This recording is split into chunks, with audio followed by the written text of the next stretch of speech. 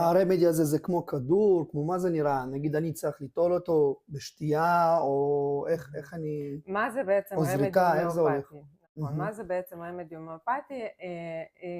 רמדי הומאופתי, לרוב המקרים שאתם רואים ומכירים ותכירו, זה הכי מפורסם בוא נגיד, זה הכדורים כאלה קטנים לבנים, אולי באמת ראיתם את זה פעם באיזשהו פרסומת, או באמת אם אתם תרשמו רמדי הומאופתי, זה מה שיופיע לכם.